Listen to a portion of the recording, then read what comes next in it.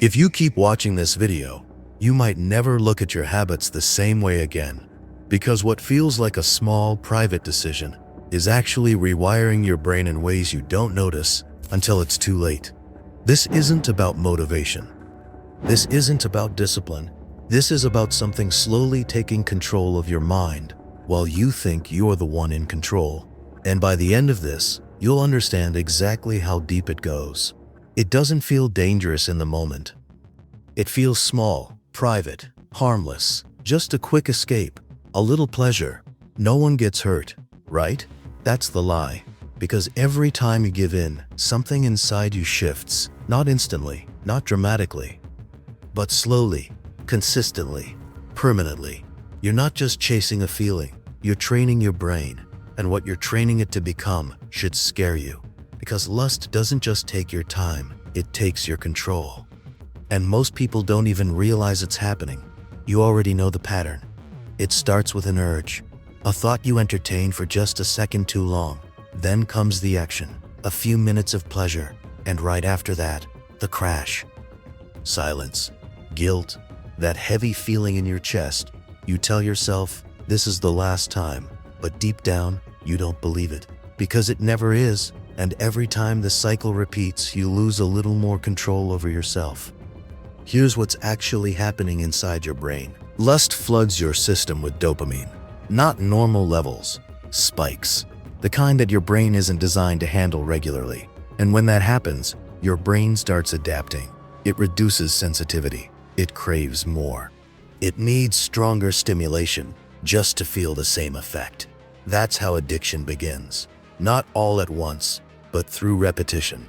And while this is happening, your prefrontal cortex, the part responsible for discipline, decision-making, and long-term thinking, starts to weaken.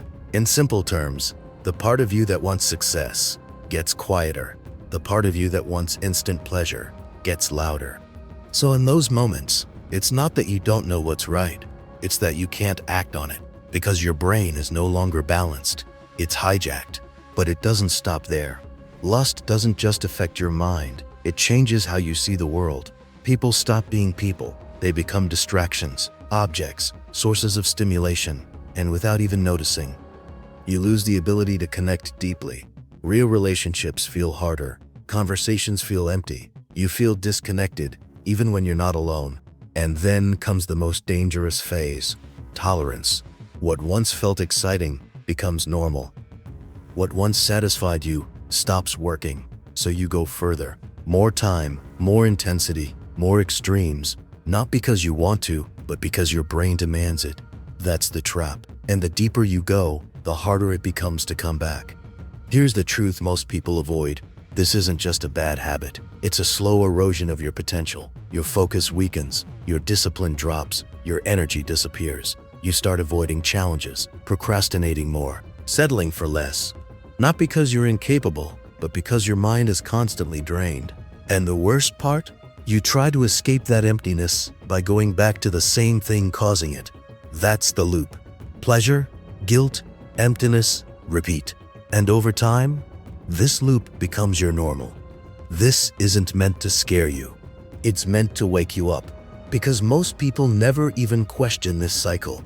They live in it, they normalize it, they defend it, and slowly, they become a weaker version of themselves.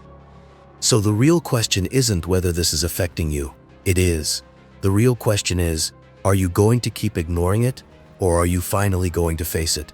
Because the longer you wait, the higher the price becomes. But here's what most people don't realize.